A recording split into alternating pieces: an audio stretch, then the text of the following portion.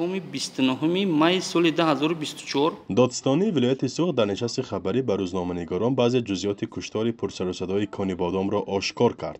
فرقت خواجه‌زاده گفت که از 5 جنایت مدهش 3 تایش را افشا کردند و 2 تای دیگر در حال بررسی اند.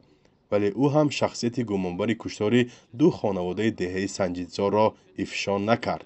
این جنایت هم آشکار کرده شده است.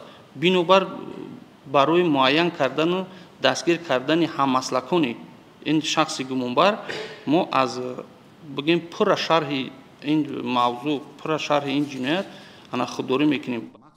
از این پیش عبدالرحمن علمشاهزاده معاون اول وزیر کارهای داخلی روز 8 آگوست در نشست مطبوعاتی کشتار چند عضو 5 خانواده را در این شهر قتل‌های مقرری نامید.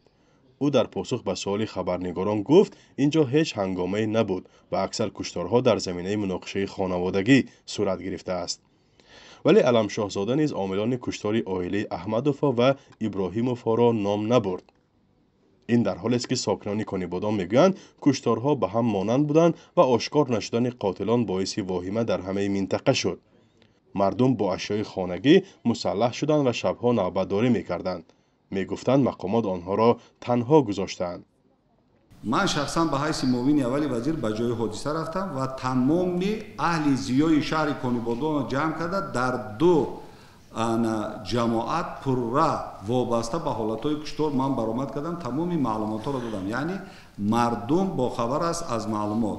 این هم در حالی است که از زمان نخستین واقعه تا حالا وزارت کارهای داخلی تاجیکستان درباره این قتل‌ها خبر یا شرح نشر نکرده بود. منبع‌های رادیو آزادی آخر ماه ایول از بازداشت شدن 1 نفر در پیوند به سلسله قتل‌ها خبر دادند و نام و ملیت آن را نیز آشکار کردند. فرزان محمدی، رادیو آزادی، شهر کانی بادام.